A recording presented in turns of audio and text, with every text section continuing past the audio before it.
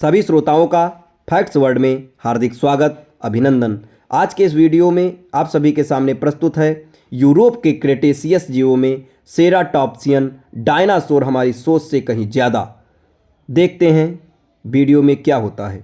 दशकों तक पेलियोंटोलॉजी की किताबों में एक बात लगभग तय मानी जाती रही कि सींगदार डायनासोर मुख्य रूप से उत्तरी अमेरिका और एशिया तक सीमित थे।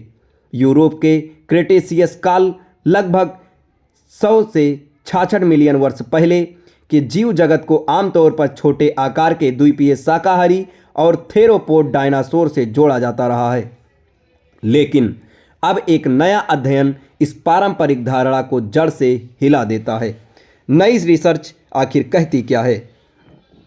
हालिया शोध में यूरोप से मिले कई अधूरे और पुराने फॉसिल नमूने का दोबारा विश्लेषण किया गया।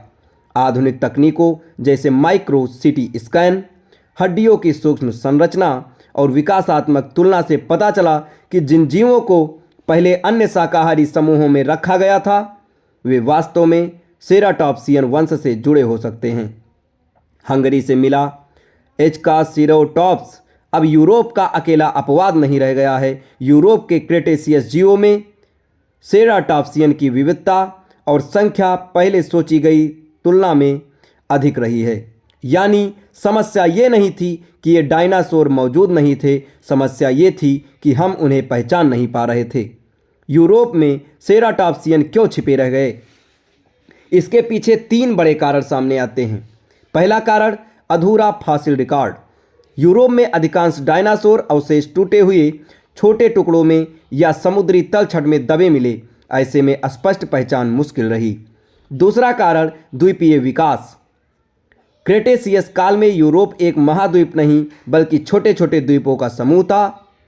इस कारण सेराटॉप्सियन यहाँ आकार में छोटे, अलग शारीरिक बनावट वाले हो सकते थे, जिससे वे अपने अमेरिकी रिश्तेदारों जैसे नहीं दिखते।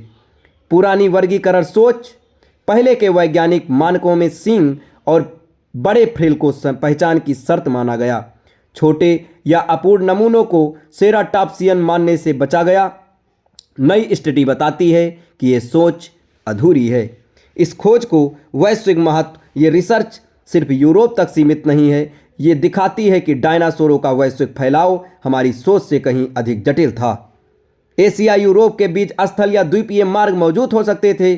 सेराटॉप्सियन का विकास एक सीमित क्षेत्र में नहीं बल्कि कई भौगोलिक प्रयोगों से जरिए हुआ।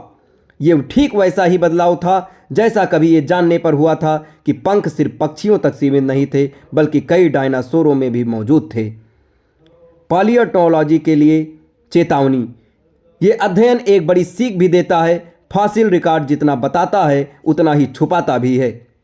जो चीज़ें अनुपस्थित लगती हैं वे कई बार गलत पहचानी गई होती हैं, न कि वास्तव में गायब। इसके आगे क्या? इस रिसर्च के बाद यूरोप के संग्रहालयों में रखे पुराने फॉसिल फिर से जांच जाएंगे। नई खुदाइयों में सेराटॉप्सियन के संकेत विशेष रूप से खोजे जाएंगे। डायनासोर विकास के नक्शे दोबारा बनाए जा सकते हैं। संभवतः है कि आने वाले वर्षों में यूरोप से नए सींगदार डायनासोरों की खोज सामने आए। इन सब का निष्कर्ष ये निकलता है, नया अध्ययन साफ संकेत देता है कि यूरोप के क्रेटेशियस जीव जगत में सेराटॉप्सियन डायनासोर दुर्लभ नहीं थे बल्कि गलत समझाए गए थे। ये खोज हमें याद दिलाती है कि पृथ्वी का अतीत अभी पूरी तरह पढ़ा नहीं गया है और हर नई रिसर्च डायनासोरों की कहानी को और ज़्यादा रोमांचक बना देती है। इस वीडियो के बारे में अगर आपको कोई नई जानकारी देना हो तो कमेंट बॉक्स में ज़रूर दें और ये वीडियो आपको कैसा लगा कमेंट बॉक्स में ज़रूर बताएं और हमारे चैनल के साथ जुड़े रहें। धन्यवाद।